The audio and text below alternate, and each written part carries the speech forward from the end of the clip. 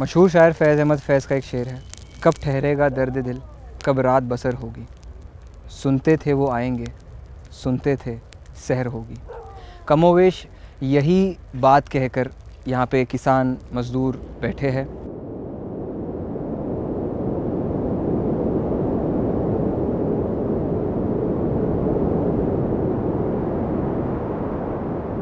दो 2011 के सेंसस के हिसाब से भारत में तकरीबन 26 करोड़ लोग खेती से जुड़े हुए हैं।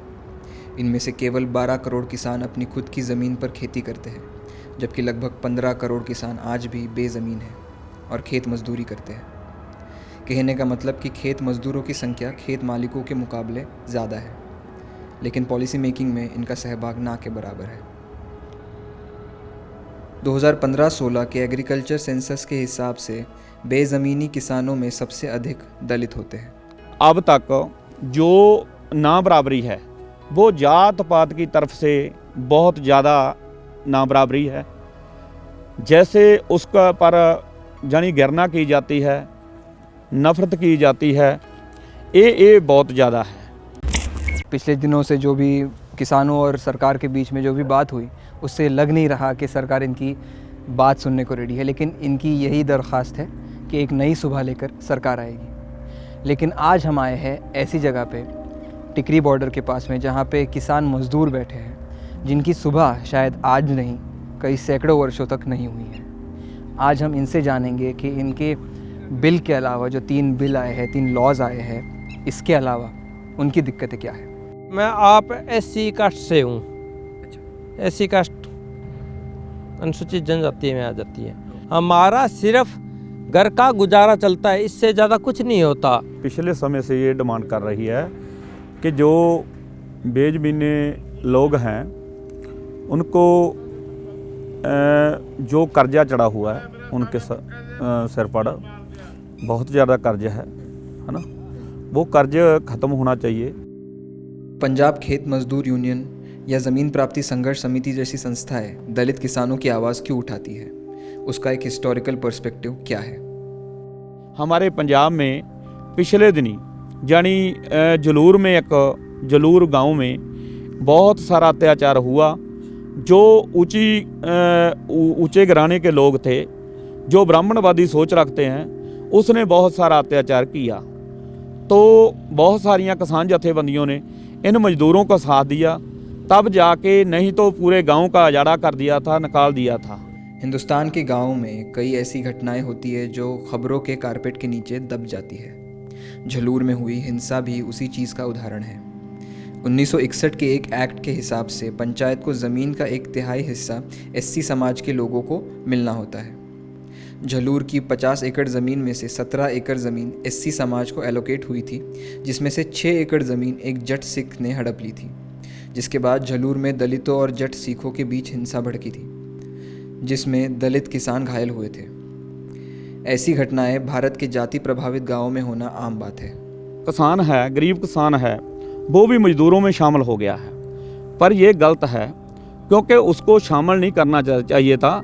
मजदूर को किसान बनाने देना चाहिए था, पर जो किसान को मजदूर बना दिया है, ये गलत किया है सरकार ने। 2001 और 2011 के सेंसस की तुलना करें तो मालिक किसानों की संख्या 127 मिलियन से गिर के 118 मिलियन हो गई, जिसका मतलब 10 साल में हर रोज़ 2300 किसान बेज़मीन हो गए।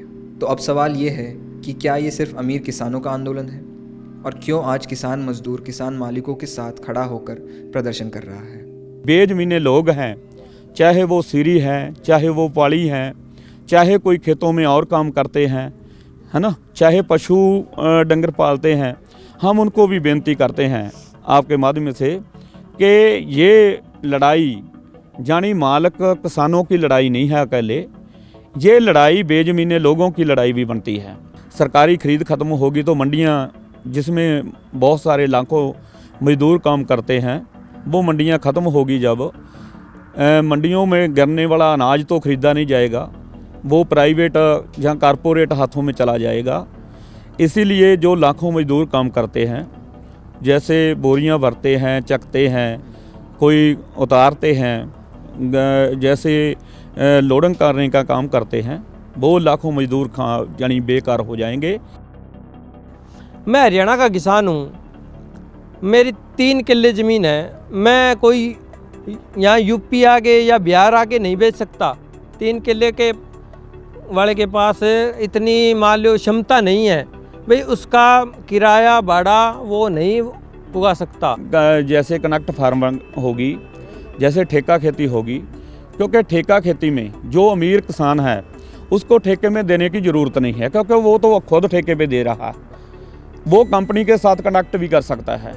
पर जो गरीब किसान है उसके पास काम करने का और कोई जरिया नहीं है, वो पूरी तरह ज़मीन के साथ जुड़ा हुआ है, इसीलिए उसको तो और ज़मीन मिलनी चाहिए, जो बेज़मीना है उसको भी ज़मीन मिलनी चाहिए। तो दिल्ली के बॉर्डर्स पे चल रहे किसान आंदोलन में हमें कहीं ना कहीं जो किसान मज़दूर हैं उनका पार्टिसिपेशन थोड़ा कम नज़र आ रहा था। तो यही चीज़ इसका पता लगाने की, क्यों किसान मज़दूर किसान मालिकों से कम पार्टिसिपेट कर रहे इस आंदोलन में, यही पता लगाने हम टिकरी बॉर्डर पे आज आए।